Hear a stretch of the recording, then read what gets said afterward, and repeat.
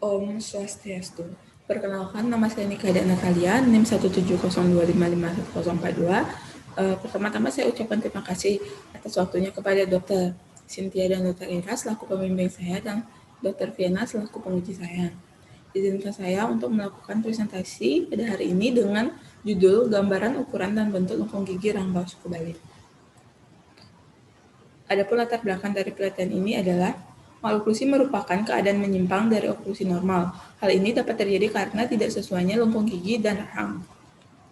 Untuk mengoreksi maloklusi maka dilakukan perawatan ortodonti di mana nantinya perawatan ortodonti ini akan berhasil apabila rencana perawatan dan diagnosis yang dilakukan tepat. Adapun ukuran dan bentuk lengkung gigi rahang bawah sangat diperlukan dalam menentukan diagnosis perawatan ortodonti.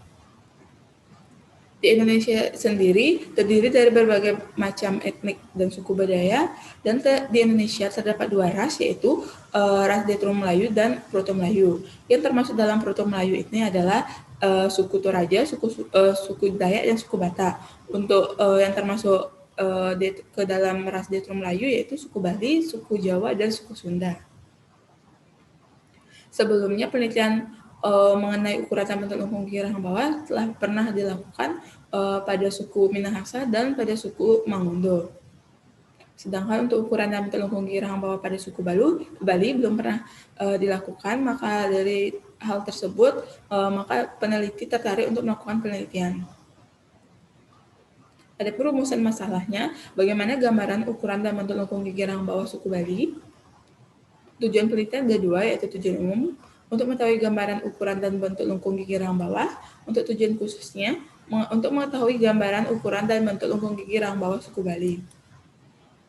Adapun manfaat penelitian ada dua. Yang pertama adalah manfaat teoritis, di mana penelitian ini diharapkan dapat memberikan dasar acuan untuk penelitian selanjutnya dan berperan dalam pengembangan ilmu kedokteran gigi di bidang ortodonsia.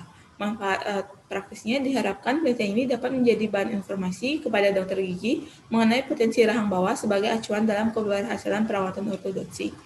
Ruang lingkup penelitian ini adalah ortodonsia, tentang gambaran ukuran dan bentuk lengkung gigi rahang bawah suku Bali di pasien di Rumah Sakit Gigi dan Mulut Universitas Udayana. Saya lanjut ke bab 2, yaitu tinjauan pustaka. Yang pertama adalah lengkung gigi. Lengkung gigi adalah gambaran posisi dan hubungan gigi satu dengan gigi yang lainnya, yang terdiri dari rahang atas dan rahang bawah. Secara umum, lengkung gigi ada 3 jenis, yaitu taper, ovoid, dan square.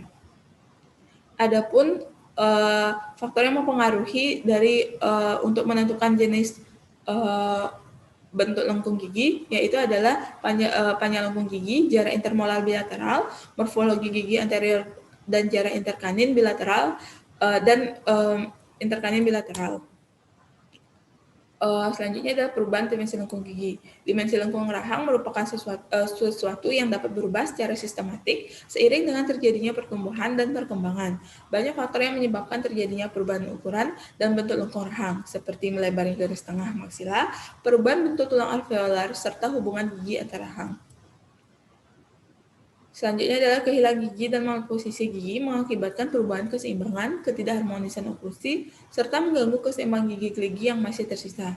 Gangguan yang dapat terjadi seperti migrasi, rotasi, dan ekstrusi gigi. Selanjutnya adalah ukuran dan bentuk lengkung gigi rahang bawah. Di mana ini adalah mandibula, adalah tulang berbentuk U yang menopang gigi bawah dan membuat kerangka wajah bagian bawah. Berdasarkan pendapat Manik Raberin pada tahun 1993, dalam penelitiannya menyatakan bentuk lengkung gigi yang ideal tidak dapat ditentukan karena bentuk lengkung gigi dari arah transversal dan sagitas setiap orang berbeda yang dipengaruhi oleh berbagai faktor seperti lingkungan, nutrisi, genetik, ras, dan jenis kelamin. Berdasarkan klasifikasi Raberin, bentuk lengkung gigi rahang bawah dibagi menjadi 5, yaitu narrow, wide, mid, pointed, dan flat. Adapun faktor yang mempengaruhi bentuk lengkung gigi. Pertama adalah lingkungan, di mana lingkungan ini terdiri dari berbagai banyak faktor seperti kebiasaan oral, nutrisi, dan jenis makanan. Kebiasaan oral ini terdiri dari dua, yaitu kebiasaan oral fisiologis dan non-fisiologis. Kebiasaan oral fisiologis itu adalah kebiasaan normal yang dilakukan oleh manusia seperti bernafas melalui hidung. Untuk Kebiasaan non-fisiologis ini adalah kebiasaan abnormal yang dilakukan orang yang disebut dengan bad habit. Adapun contohnya ini seperti menghisap jempol, menghisap terlalu lama, pemberian susu botol, menjulurkan lidah, menggigit kuku, bernafas lewat mulut, bruxism, dan menggigit bibir. Selanjutnya adalah nutrisi. Gizi yang tercukup akan mendukung pembentukan struktur gigi yang sehat dan sempurna. Berbagai zat gizi memiliki peran penting dalam proses pembentukan dan perkembangan gigi, baik gigi sulung ataupun gigi permanen. Kekurangan zat gizi dapat mempengaruhi letak gigi yang dapat menyebabkan terjadinya gangguan atau penyimpangan, seperti maloklusi. Selanjutnya adalah jenis makanan. Tekstur makanan ini sangat berpengaruh pada tulang mandibula melalui beban pengunyahan yang diberikan. Menurut referen, makanan yang konsistensinya lunak menyebabkan sebagian dari rahang mengalami atrofi fungsional pada otot mastikasi dan pertumbuhan tulangnya. Faktor lainnya adalah otot-otot rongga mulut. Saat gigi erupsi, gigi diarahkan ke dalam suatu posisi yang dipengaruhi oleh gaya yang berlawanan. Sebagian besar gaya yang berlawanan ini dapat mempengaruhi posisi tumbuhnya gigi yang berasal dari otot-otot di sekitarnya. Adapun gaya yang berlawanan ini terdiri dari dua, yaitu gaya dari arah labial dan bukal yang dipengaruhi oleh otot bibir dan pipi. Untuk gaya yang lagi satu yaitu dari lingual yang dipengaruhi oleh otot lidah. Nanti gaya perlawanan ini biasanya diaplikasikan dengan ringan dan konstan, tetapi seiring waktu, jenis kekuatan ini dapat menggerakkan gigi ke dalam lengkung gigi. Ini adalah contoh gambar dari hipertrofi otot masseter yang menyebabkan pembentukan tulang yang berlebihan pada angulus mandibula. Faktor selanjutnya adalah genetik. Pengaruh genetik ini memiliki pengaruh yang sangat penting terhadap perkembangan ukuran dan bentuk lengkung gigi. Ukuran dan bentuk lengkung gigi ditentukan oleh kerangka tulang rawan, rahang atas, dan rahang bawah selama proses menjadi janin, kemudian berkembang mengikuti gigi yang tumbuh. Faktor selanjutnya adalah ras. Masyarakat Indonesia ini terdiri dari masyarakat yang berbagai kelompok etnik yang berbeda. Kelompok etnik yang berbeda ini cenderung memiliki bentuk rahang dan tengkorak yang berbeda. Kelompok etnik yang berbeda juga menunjukkan ukuran dan karakteristik lengkung gigi yang berbeda. Adapun penelitian-penelitian sebelumnya yang pernah dilakukan yaitu oleh Alfiah pada tahun 2015 pada suku Minahasa yang memperoleh persentase terbanyak adalah MIT sebesar 36% dan yang paling sedikit adalah 0,8%. Penelitian lainnya adalah yang dilakukan oleh Putongan pada tahun 2015 pada suku Mangondo dengan persentase terbanyak adalah MIT sebesar 51,4% dan yang paling sedikit adalah 5,7%. Adapun faktor lainnya yaitu jenis kelamin. Berdasarkan hasil penelitian yang dilakukan Rosihan dan kawan bahwa terdapat perbedaan bentuk lengkung gigi rahang bawah pada pria dan wanita, di mana laki-laki memiliki lengkung rahang yang lebih besar dibandingkan wanita.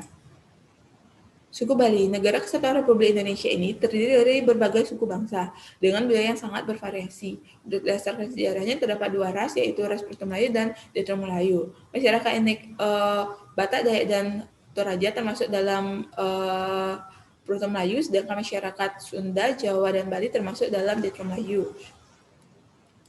Adapun Detro Melayu ini berasal dari Indochina Utara yang masuk ke wilayah Indonesia tahun 300 hingga 200 sebelum Masehi, di mana memiliki ciri seperti kulit antara warna kuning langsat dan coklat hitam, rambut antara lurus dan putih atau dan tubuh pendek, hidung berukuran sedang sampai lebar dengan pangkal hidung yang dangkal, bentuk kepala brachicepal dengan bentuk dahi yang membulat, bentuk wajah lebar dan profil skeletal dan jarangan lunak cembung. Suku Bali adalah masyarakat yang berada di Pulau Bali dengan mayoritas penduduknya mengikuti budaya Bali dan 90% dari penduduknya masyarakatnya beragama Hindu. Selanjutnya adalah bab 3, kerangka konsep.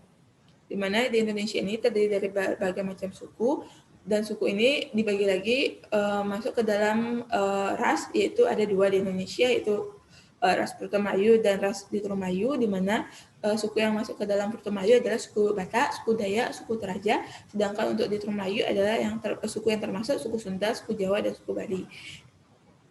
Di setiap suku memiliki faktor-faktor lain yang menentukan ukuran dan bentuk lengkung gigi, seperti lingkungan, nutrisi, genetik, ras, dan jenis kelamin.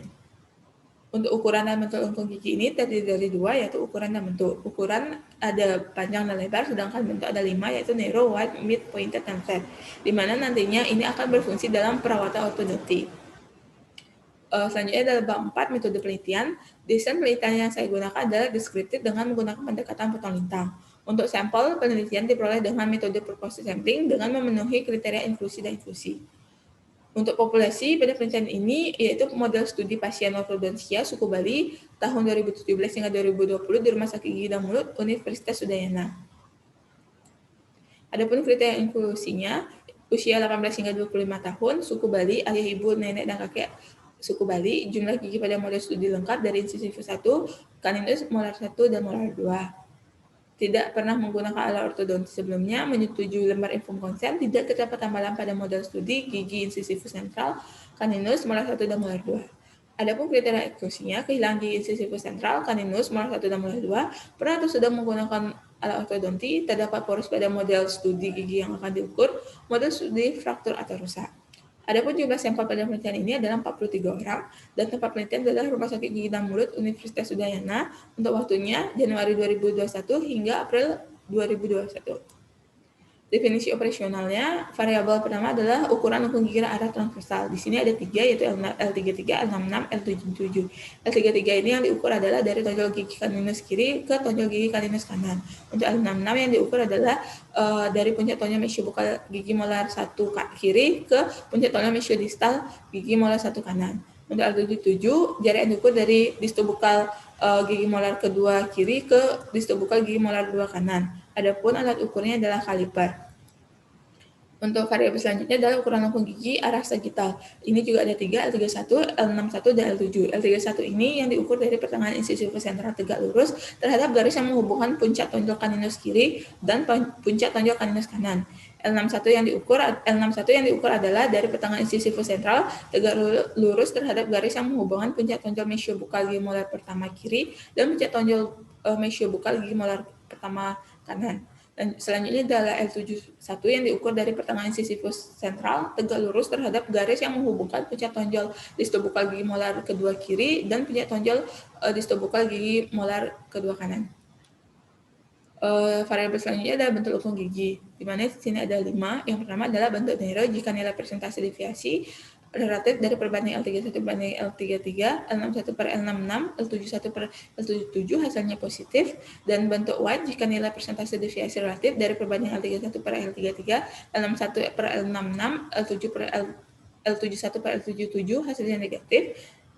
Selanjutnya bentuk mid jika nilai persentase deviasi relatif dari kelima perbandingan tidak memiliki perbedaan yang signifikan.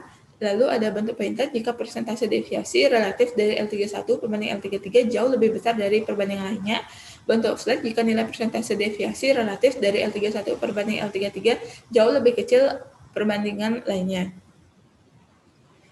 Untuk alat yang digunakan adalah kaliper, dan hasil yang didapatkan itu bentuk narrow, wide, mid, pointed, dan flat. Selanjutnya, variabel selanjutnya adalah suku Bali, yaitu individu yang kedua orang tuanya, ibu dan ayah, serta nenek dan kakek merupakan suku Bali. Alat ukur yang digunakan adalah kuesioner, di mana hasil yang didapatkan suku Bali dan bukan suku Bali. Adapun prosedur penelitian, pertama adalah penyusunan pengesahan proposal penelitian, selanjutnya adalah pembuat ethical clearance, selanjutnya adalah pemberian kuesioner kepada responden, setelah itu pemilihan sampel sesuai kriteria inklusi dan eksklusi, lalu penjelasan kepada sampel yang terpilih tentang penelitian dan pemberian inform konsen. Selanjutnya adalah pengambilan data berupa pengukuran model studi orang bawah, lalu pencatatan data hasil pengukuran, setelah itu melakukan analisis data, lalu pembuatan pembahasan, dan yang terakhir adalah kesimpulan. Adapun alat dan bahan yang digunakan, kaliper digital dengan ujung yang runcing, lembar pemeriksaan, handscoon, alat tulis, dan masker. Pengumpulan data, pertama adalah pembuatan ethical clearance, setelah itu pemberian kuesioner pada responden, lalu pemilihan sampel yang memenuhi kriteria inklusi dan eksklusi, pemberian inform konsen, lalu pengukuran model studi rahang bawah, yaitu mengukur panjang dan lebar lengkung gigi, serta menentukan bentuk lengkung gigi rahang bawah. Di sini saya menggunakan metode Manik Labyrinth tahun 1953. Setelah itu, penentuan titik-titik panduan untuk mengukur panjang dan lebar lengkung gigi, yaitu perlangan gigi incisif, sentral bagian labial, ujung puncak gigi caninus, puncak tonjol mesiobukal, gigi molar pertama, dan puncak tonjol distobukal, gigi molar kedua. Teknik analisis data yaitu menghitung rata dan standar deviasi ukuran lengkung gigi seluruh sampel, lalu menentukan bentuk lengkung gigi. Setelah itu menghitung persentase dari masing-masing bentuk lengkung gigi rahang bawah. Adapun prosesnya, yang pertama ada editing, coding, entry data, cleaning. Adapun teknik analisis yang digunakan adalah uji statistik deskriptif, kemudian data disajikan dalam bentuk frekuensi dan persentase, selanjutnya dilakukan analisis univariat. Adapun analisis univariat yang dilakukan itu pada ukuran dan bentuk lengkung gigi rahang bawah. Baik, sekian presentasi dari saya. Apabila ada kesalahan kata, saya minta maaf dan saya ucapkan terima kasih. Om Santi Santi Santi Om.